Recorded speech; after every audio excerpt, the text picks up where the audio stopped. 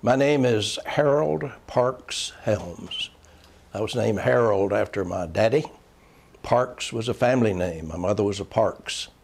I was born in 1935 in Charlotte, actually in Old Mercy Hospital. I was born in Mercy Hospital too. And I believe that part of the hospital is still in existence. Gone. It's gone. Well, in any. What day were you born? Oh, I don't remember the day.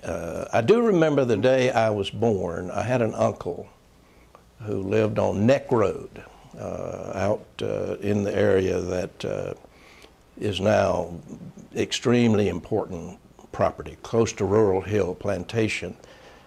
And he called early in the morning to find out if his sister had had a baby, because he had been out possum hunting all night. And he used to call me on my birthday and remind me that I remember that day because we had been out all night possum hunting, and I called in and you'd been born. And that was my Uncle Frank Parks. Now tell me about the circumstances of your youth. Like, where did you grow up? What were the basic circumstances? Just talk about your say up to your graduation from high school. Just kind of sketch that out for me. Well, I remember early on, I lived at 1513 North Allen Street, which is in the Belmont community. And by the way, a Habitat house is now on that site. It's 1513 North Allen Street. I went to Vella Heights Elementary School. Vella Heights is still there. Had a wonderful experience with the teachers there. I remember one in particular, Lola Lowe. And Ms. Lowe's husband worked for the Federal Reserve, and she took some of her students down to the Federal Reserve building, which has since been demolished, which is on the site where now Wells Fargo 3 stands. I went from there to Tech High School and graduated in 1954 in the last class to graduate from Tech. I went from grades 7 through 12 there. And in 1954, Tech was changed into a middle school or a junior high school. During that experience, during those years at Tech High School, I had some wonderful teachers. I look back over the years that I was growing up, living on Allen Street, and then a little later out on Clemson Avenue, riding my bicycle to school. And I remember how the teachers were so interested in making sure that we were headed in the right direction. And I had one in particular, Greta Kistler, who was an English teacher, who encouraged me to make application for the Moorhead Scholarship and for the Angier B. Duke Scholarship, which I did. Didn't get either one of them, but I got offers for assistance from both Duke and Carolina. And then I went to Carolina. I went to Carolina, University of North Carolina at Chapel Hill in 1954. And again, had a brand new experience in my life and in the life of most people in my family. Because my family had come out of that generation that had come through the Depression. And my mother, for example, worked at a hosiery mill. It was then called Larkwood Hosiery Mill, I believe. My father worked at Huddick Sash and Door Company, which was on Bland Street here in Charlotte, and that building is now a very fine Greek restaurant. So all of these are memories that sort of bring me up to the point where I'm here off in Chapel Hill, away from Charlotte, really for the first time in my life, realizing that there is so much more to this state and to this nation than I've ever realized. Got interested in trying to decide where I wanted to go and what I wanted to be. Went to law school. During my last year in undergraduate school, I married Eleanor Allen. Eleanor was a graduate of Myers Park High School, so I was on the wrong side of the tracks from marrying a girl from Myers Park in those years. But we've been married now 53 years, I believe, so it's worked out. Well, let me ask you a question before you go on. Where do you think you gained your sense of values? I mean, what is important to you? What are the things that you think really are fundamental to what you aspire to be? I mean, and where did you get those values? I think my values have come from a variety of sources, and particularly, obviously, my parents. Big influences on my life. Teachers, as I mentioned, Greta Kistler, Lula Faye Clegg, who taught history. And I had a real interest in history. I made great grades in history. I had uncles. I remember going to work on the farm where my mother was born. My grandparents still live there, and I remember working on that farm and finding out that there were many people that did not have the same advantages that I had had at that point in my life. Somewhere along the way, I decided that I wanted to be involved in public service. It was not a single moment nor a single person that made that decision, but it was a culmination, I think, of a lifetime of coming from Allen Street to the University of North Carolina at Chapel Hill, and realizing that there were so many people that were so different from me, that had backgrounds that were so different, and I think that's what we're seeing now. And what I now look back on it, the inevitable change that has taken place as I came along in those formative years, and in those years at Chapel Hill, was a reminder that we are a constantly changing community, a constantly changing nation, and that it was important that I learn how to relate to those people, to those circumstances, to those situations in a way that was meaningful. And as a part of that, I ran for the legislature. And in 1974, I was elected to the State House and served for 10 years as a member of the North Carolina General Assembly. All of those experiences have, I think, continued to shape and often redirect the course and direction of my life. For example, there was a time when I was growing up particularly in those early years at Villa Heights, at Tech High School. The schools were segregated. We lived in a segregated society. And I didn't have the kind of sensitivity that I should have had in those early years.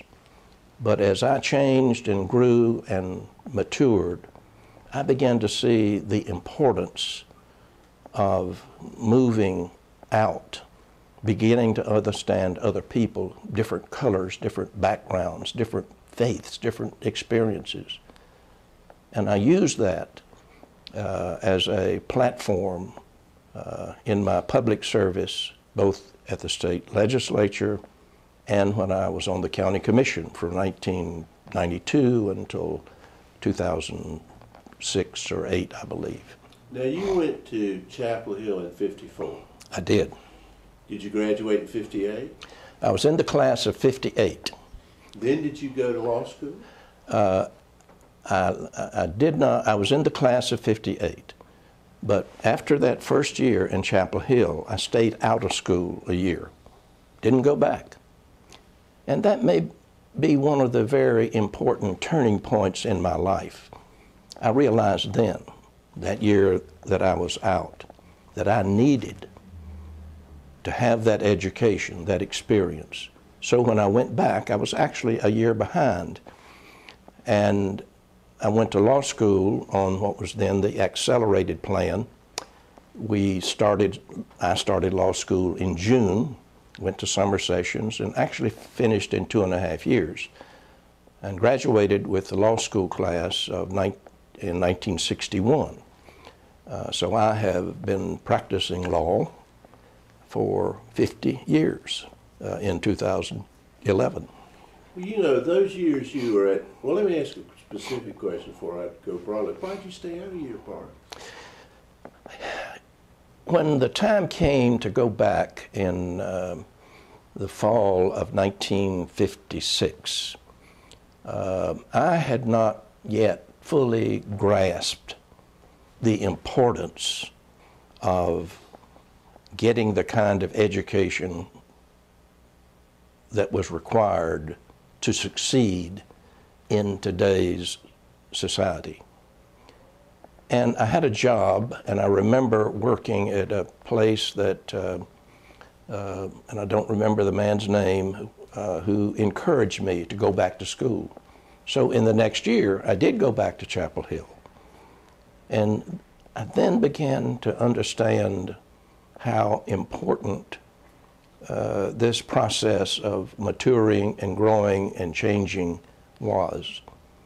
And I have had, I think, a number of different mentors, people that I have worked with and continue to work with. One in particular that I think about. I had a high school teacher, a coach, who coached the football team that I played on, who has been a friend of mine since 1952. He still follows me. He still pays attention to what I'm doing. And it's that kind of experience that I think that is so meaningful. You want to turn that furnace off? You need to wipe your eyes if you feel more comfortable. I'm fine. Am I rambling too much? No, it's absolutely, in fact, she's going to turn that furnace off so we don't get that furnace back around.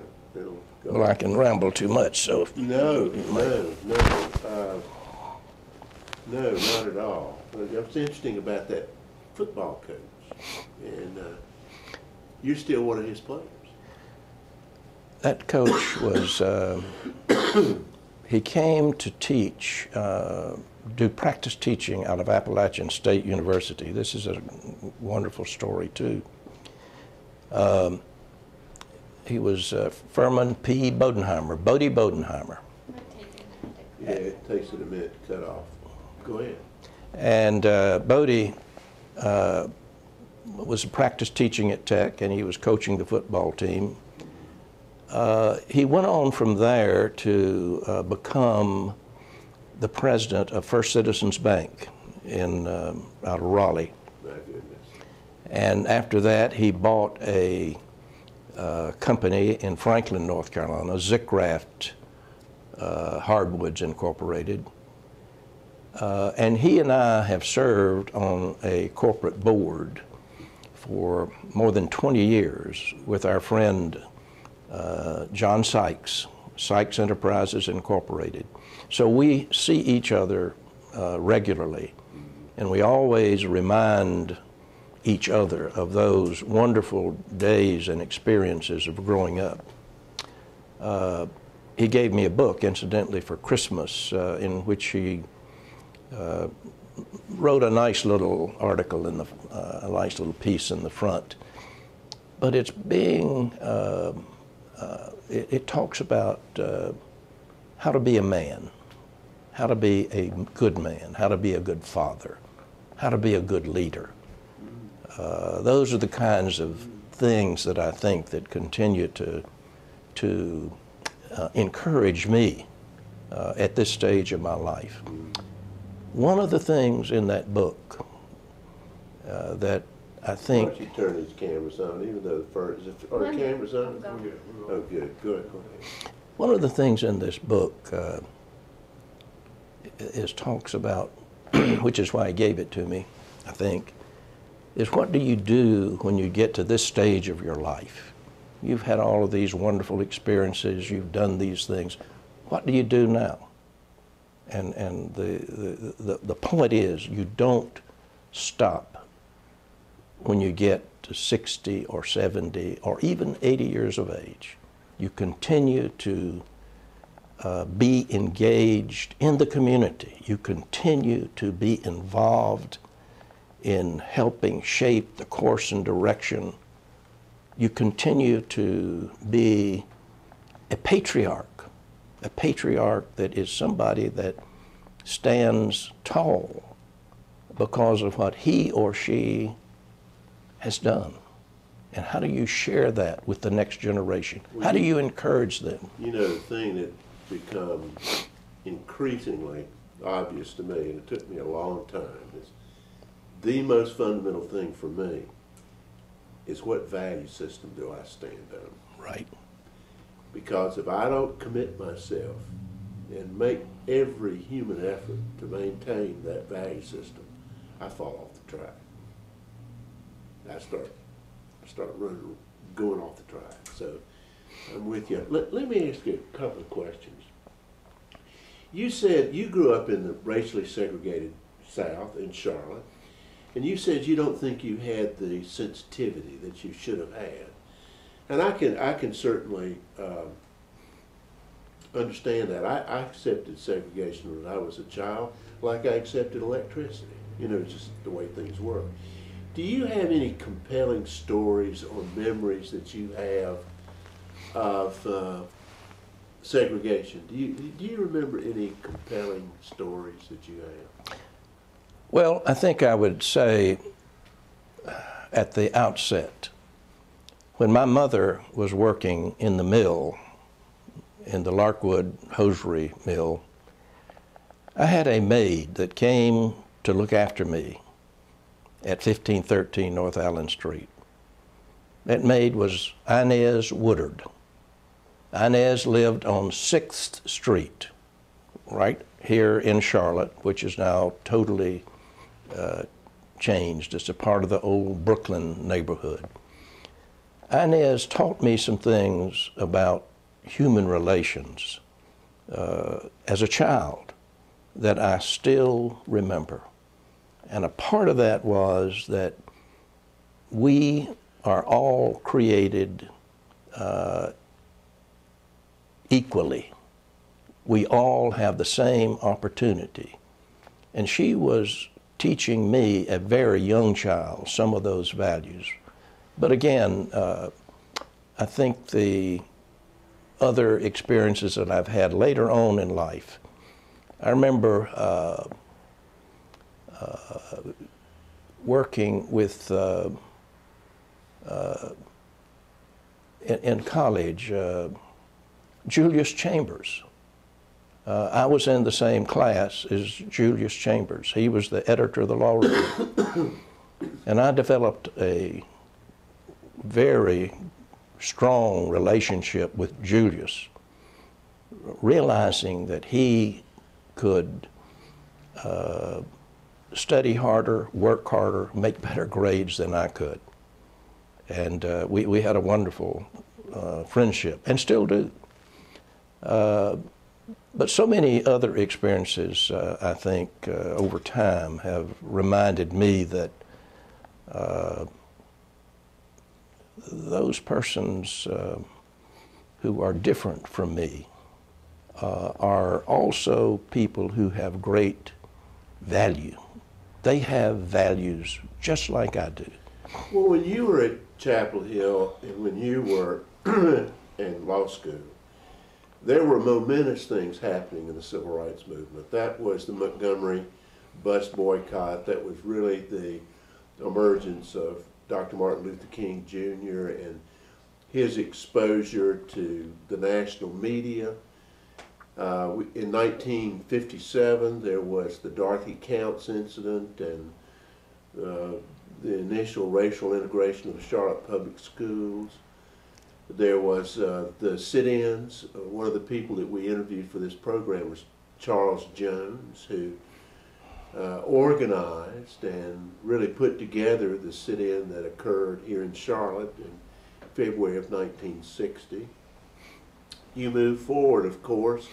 You were talking about Julius Chambers and, of course, his enormous impact in Charlotte in the 1960s. And, of course, we know that there were bombings at Charlotte. What was your reaction to all that was going on? Were you just focused on law school and getting your law degree, or how did that all make you feel when that was going on?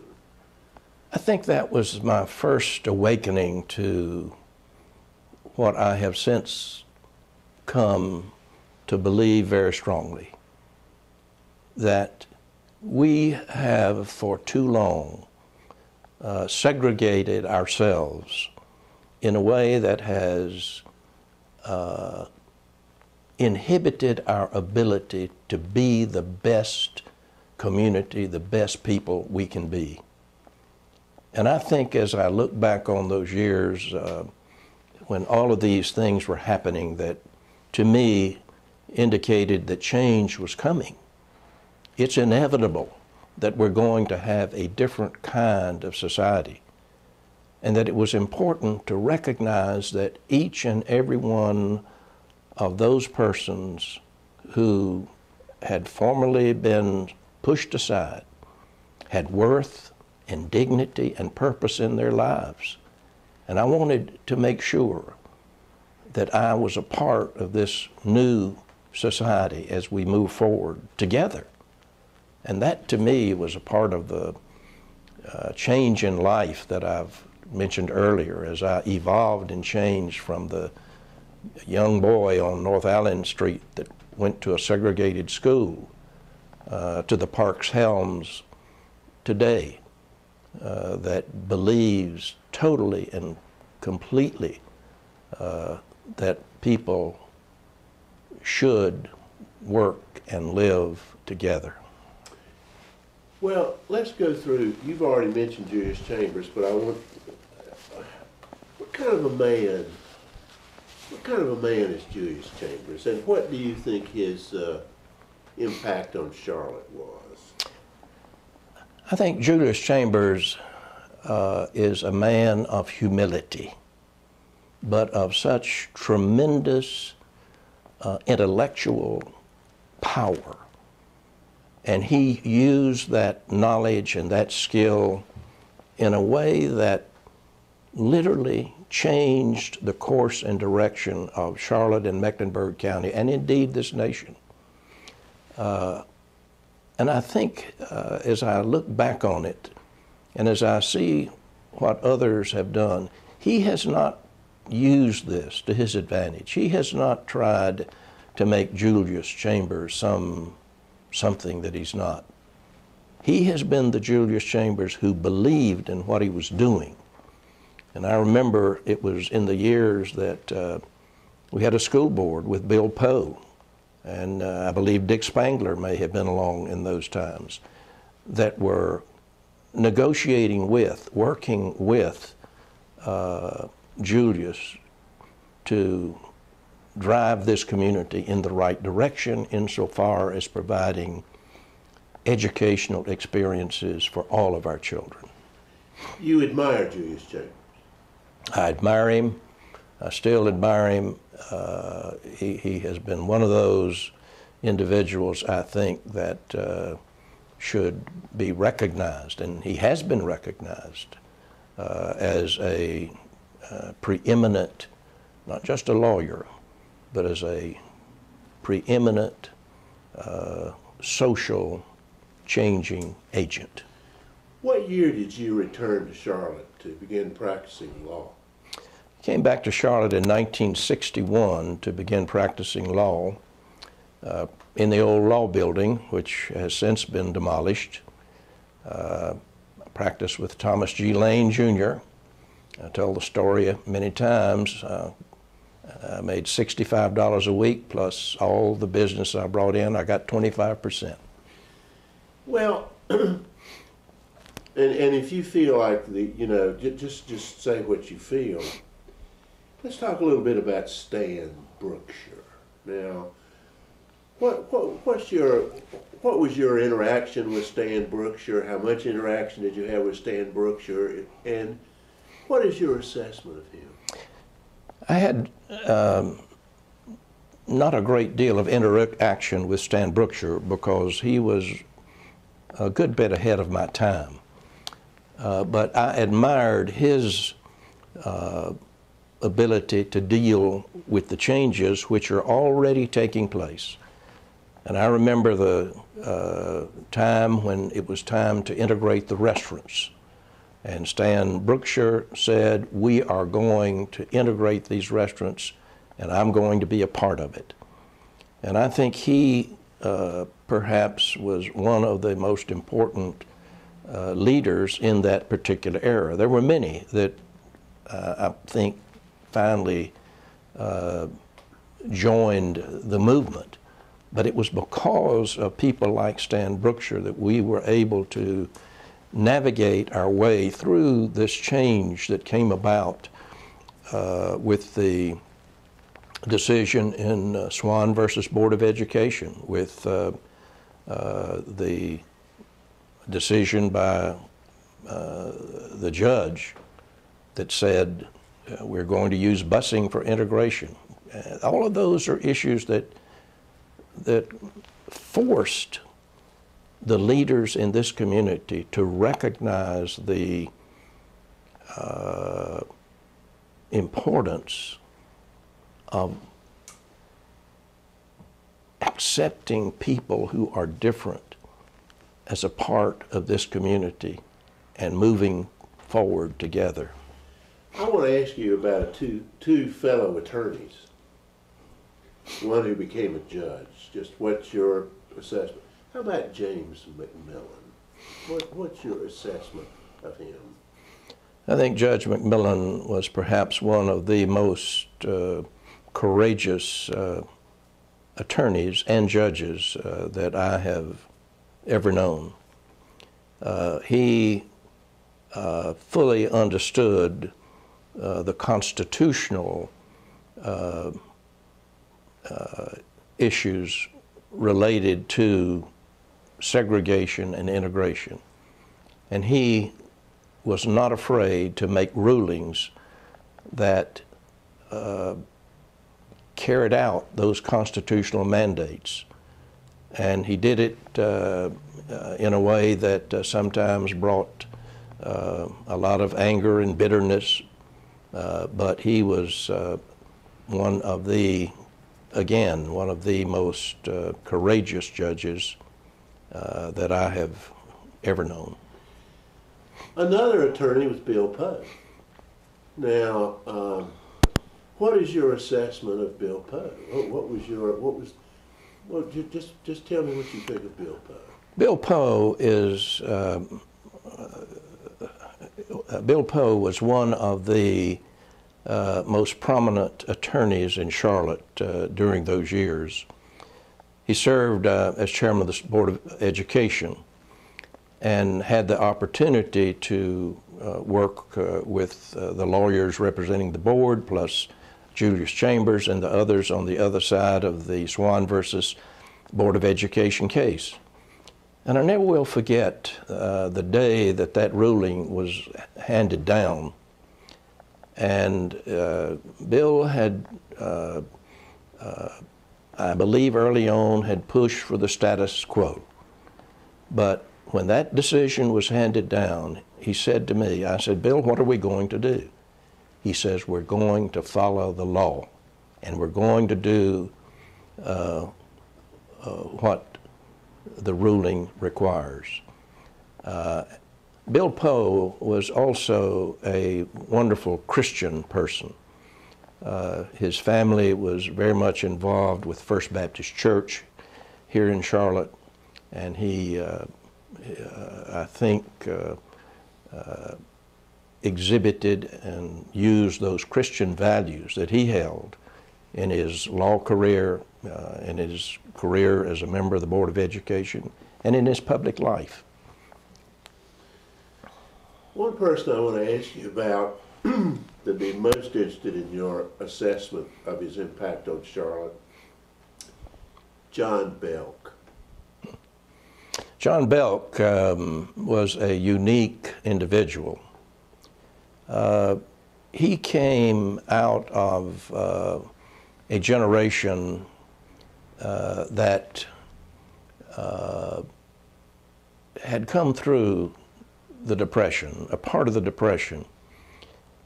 He had a family, though, that had such good business sense.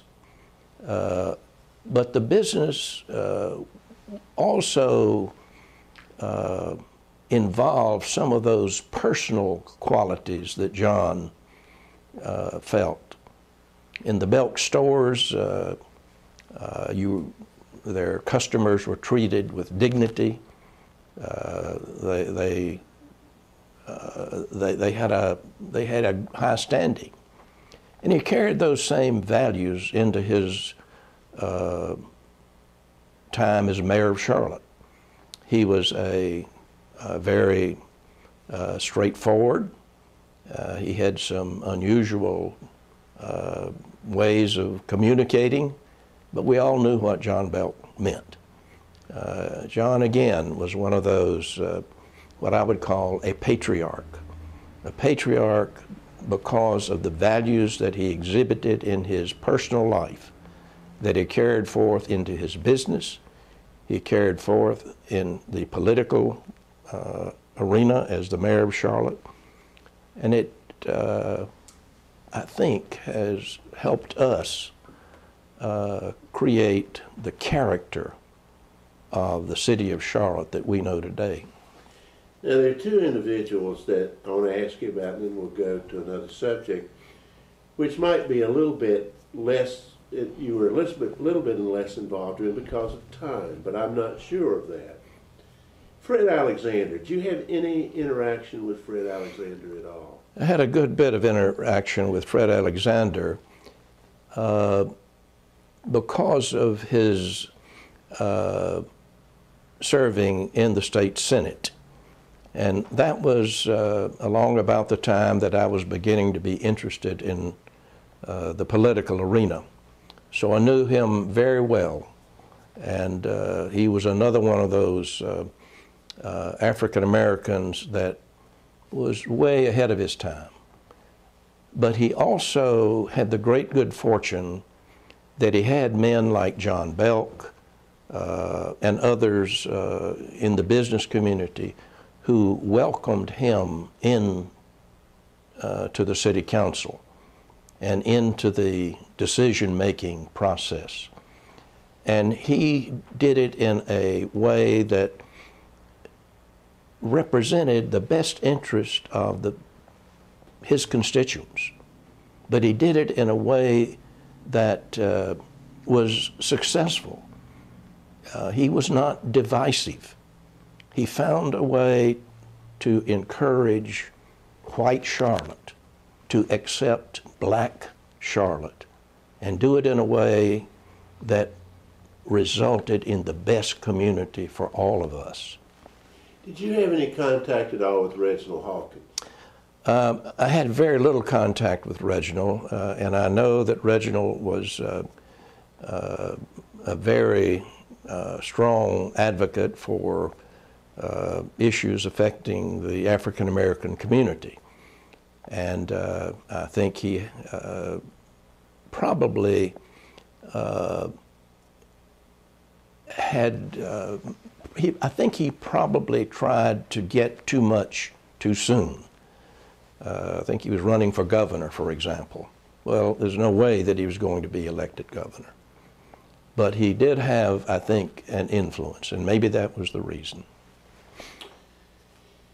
I kind of want to shift. What about Pete McKnight? Did you have any action with him at all? Pete McKnight, I knew Pete obviously as the publisher of the Charlotte Observer. And what I recall about Pete is that he had a newspaper that essentially helped shape decisions in a way that reflected the best interest of people in Mecklenburg County and in the community that they served. It was a different newspaper then. They didn't have the competition from television. You didn't have the electronic media that we have today. Newspapers were very important.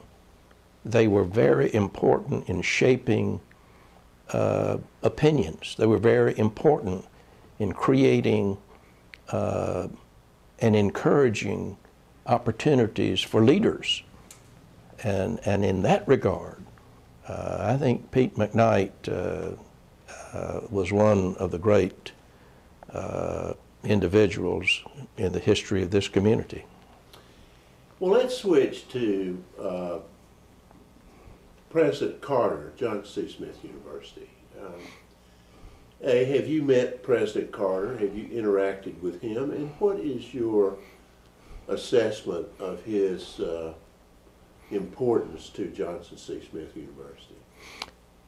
I think Dr. Carter probably has been more important to Johnson C. Smith University than any president in my memory.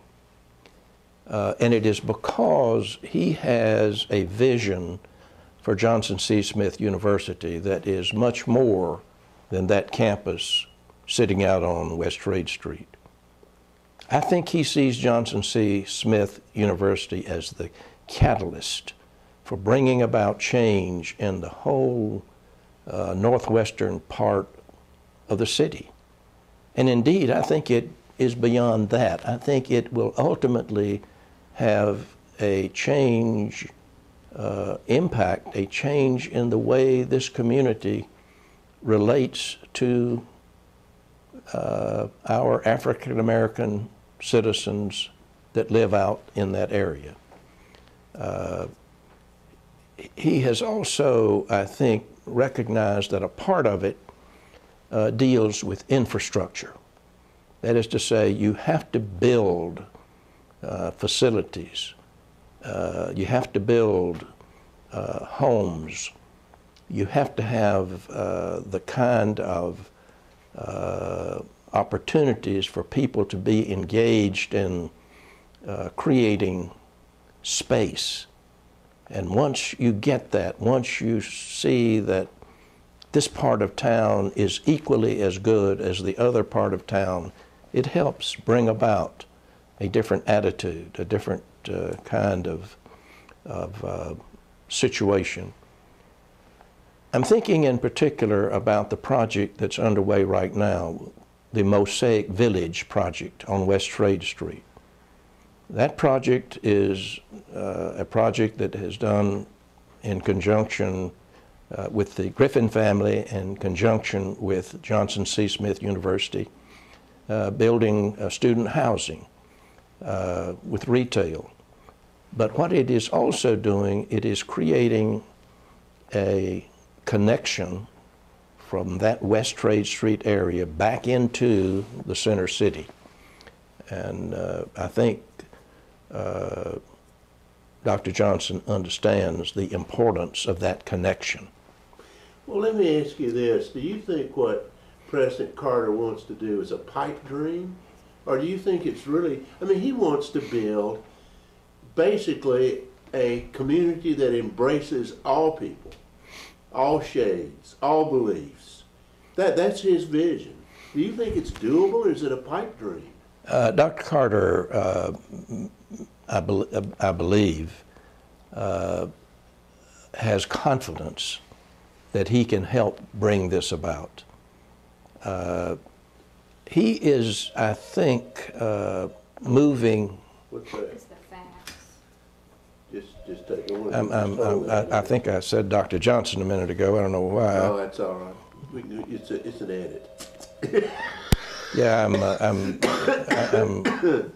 You okay? I'm okay. I'm just beginning to lose my focus a little bit. Well, we don't have too much farther. I'm fine. But then I want to ask you one final thing. Okay, go ahead with this vision that he has, and he thinks he can really make this happen. What were you saying? I think we see and have seen in the history of this community leaders with vision. There are any number of them that have helped bring about change, good change, positive change. And I think Dr. Carter is following in the footsteps of many who have had that vision for what this community can be.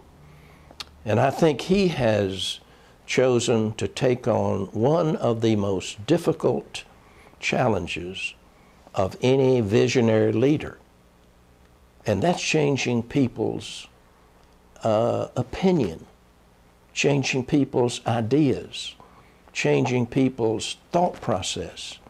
What do you think about West Trade Street? What do you think about the people who live on West Trade Street? And he, I believe, is convinced, and I believe that he will succeed in helping all of us understand that those are people who are a major part of this community.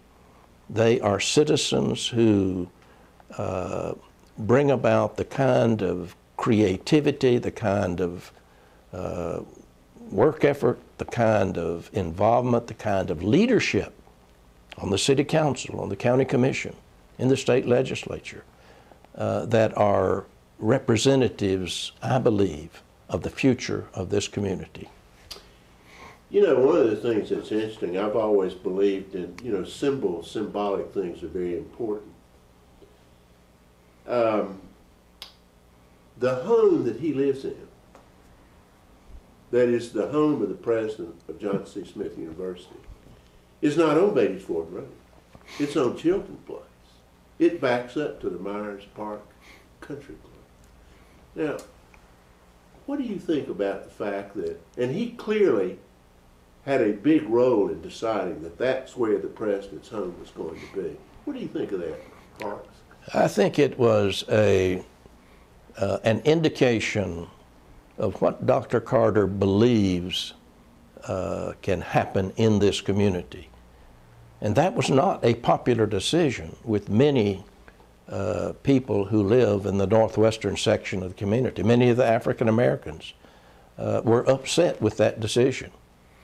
But Dr. Carter has said and continues to say that we are going to bring this community together by learning to live with one another, by learning to have experiences with one another, and by making certain that we don't have barriers between one section of town and the other section of town.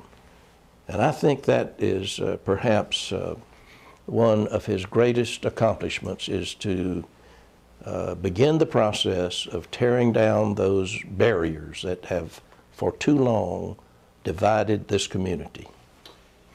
I'm going to ask you a couple of questions about contemporary issues, and you just say what you want to. I don't want to make you say anything that you're a brave man, but as you know, in recent weeks there has been, at least floated, the idea of making Ballantyne a separate community.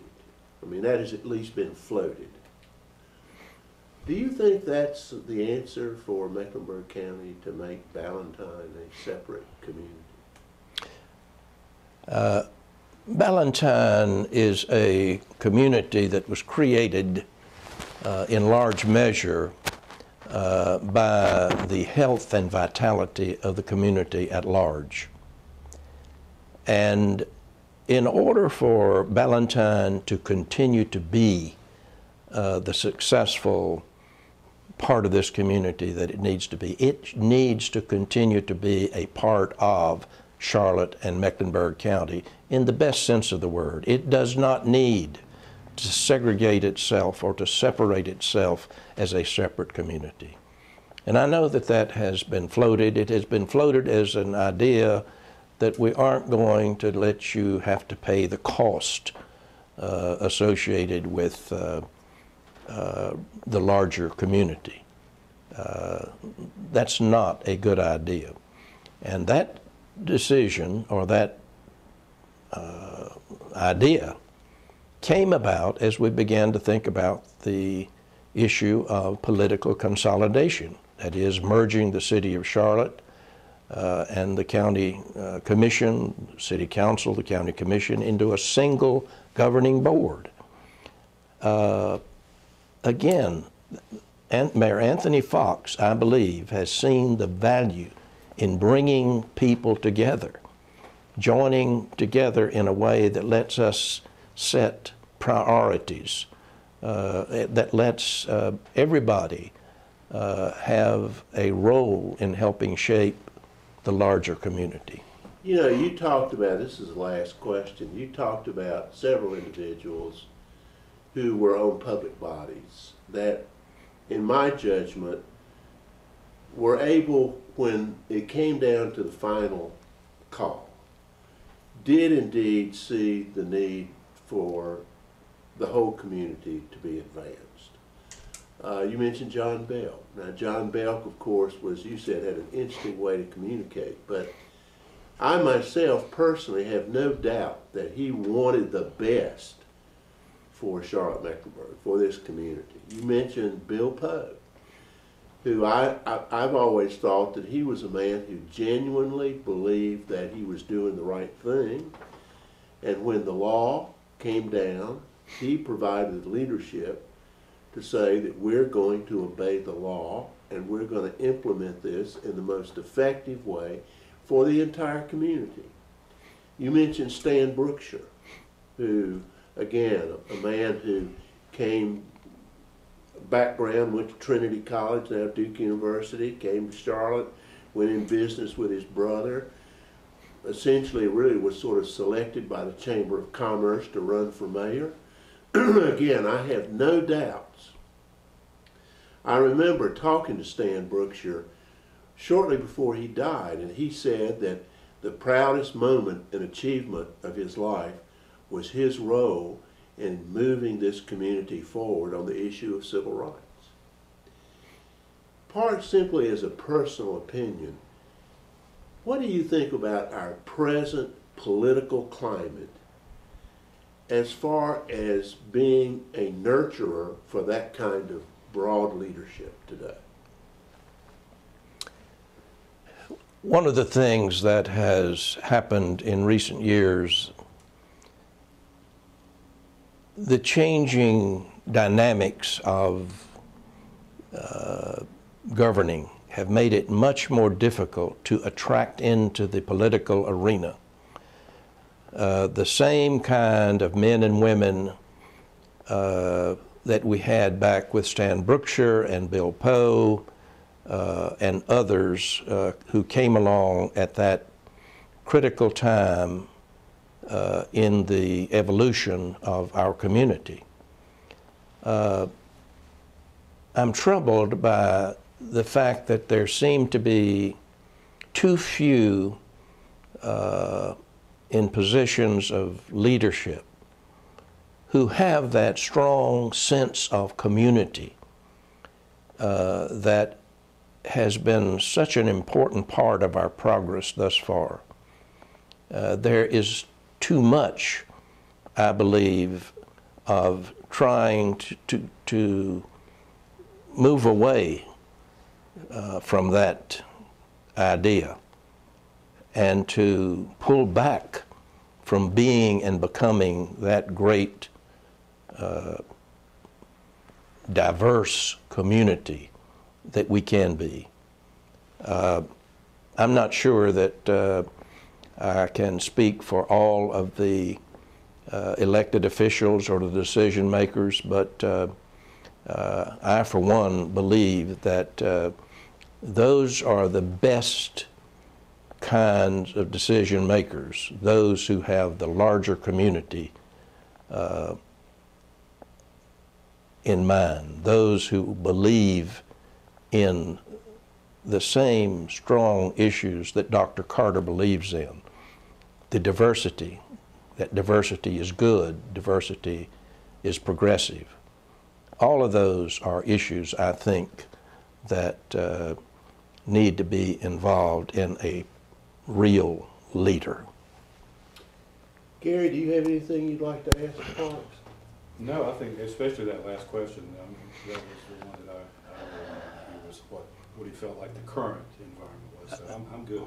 I confess that at the end of this, I struggled and stammered, and I hope.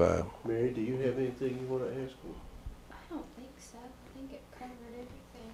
Well, I think we should give Mr. Helms, if you want to kind of back up a little bit, make a nice pause and a starting point, and kind of finish off those thoughts again. We'd love to give you a second take on that. I will say this: I have grown up in this community. I have seen it change from the old Charlotte that I knew as a child. And in many instances, I have had the great good fortune to see strong leaders, influential leaders, powerful decision makers that have shaped the course and direction of this community. And we have been blessed by leaders like that. And I think one of the great privileges that I have had in my lifetime is to have been involved in the legislative process, having been involved at the county commission level. And I think that has given me a rare sense of what has happened in this community that many people don't have. And what I say to people as I travel around, we live in a great community. We have one of the best and most progressive communities, certainly in North Carolina, but also in the nation. And I think what we now need to do, as we anticipate the Democratic National Convention coming here in September of 2012, that we need to be able to help create an image of this community that people will understand what we have done to make this city what it is. And it's not so much about the infrastructure, although that's great, but it's about the leaders. It's about visionary leaders. It's about visionary college presidents like Dr. Carter. It's about visionary mayors like Mr. Brookshire and Mr. Belk. It's about strong school board members and chairmen like Bill Poe. All of those are the kinds of men, and they're women too. Liz Hare, the first woman to chair the county commission. All of those men and women have helped make this community one of the best communities in the world, and I'm absolutely confident that when the convention is over, Charlotte will have, and Mecklenburg County will have created an image that will stand us in good stead for generations yet to come. You're here. I want to tell you something after we go off. You want to click it off? Yep. You ready? And I think that's a real unfortunate aspect. I agree. We're going to roll. Just you never know what we might get. I want to add to my.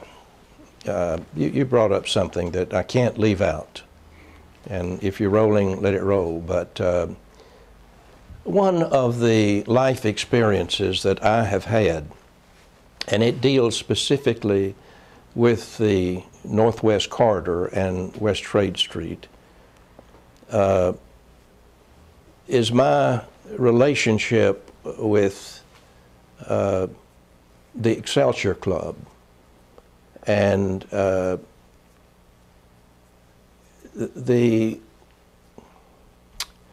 going to have to back up a minute here. Jimmy McKee was one of those individuals who had a great influence on my life after I came back from Chapel Hill. And I remember going to the Excelsior Club for political events, but seeing how the African Americans in that community saw that as such an important place where they came together, where they entertained one another, but where they had time to share experiences together. And when Jimmy died, he gave me instructions to look after his wife, Minnie McKee. Minnie McKee taught school in Charlotte-Mecklenburg for 40 years. And she and Jimmy had a wonderful, wonderful relationship. They had no children. But when Mother's Day came around, Minnie McKee would get 25 or 30 cards from children that she had taught. And that relationship with those children, I think, has helped create a new generation of people who care about this community. Jimmy McKee and Minnie McKee are important people to have been a part of this community and have helped bring about the kind of interaction that has been so important. I didn't get it out like I wanted to say it, but Terrific, terrific. What a great story. It's a wonderful story.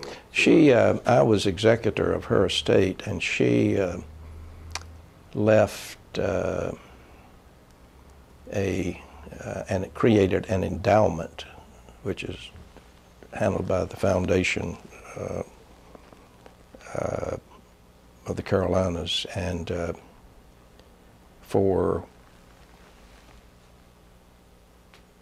children that, and I've forgotten the exact language that we use, but children that need some additional help, that have shown promise, but that don't have a father or don't have a mentor to help give those young people a chance. And that's being done through First Baptist Church West. And I'm all out through. Done?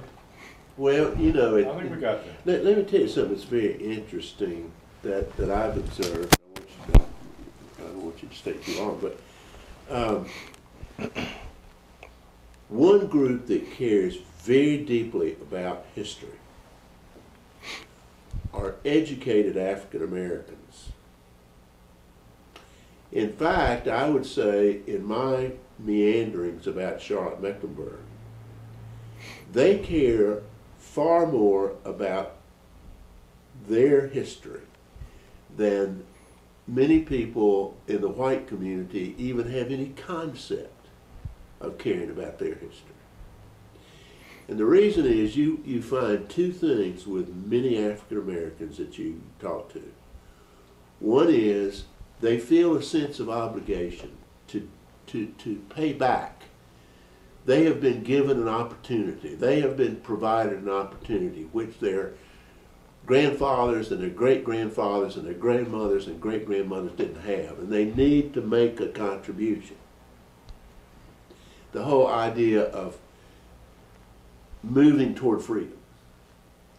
And the other is that they stand on the shoulders of giants. That they see that they have the opportunity that they have because, and this causes them to be deeply interested in their heritage. It's a very interesting phenomenon. It's a very interesting phenomenon. Dan and I have seen it over the years that I've been working in the civic and the political arena. The fact that there are many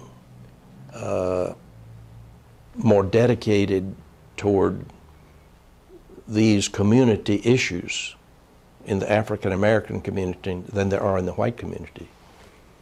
And again, it's because they see the value in it.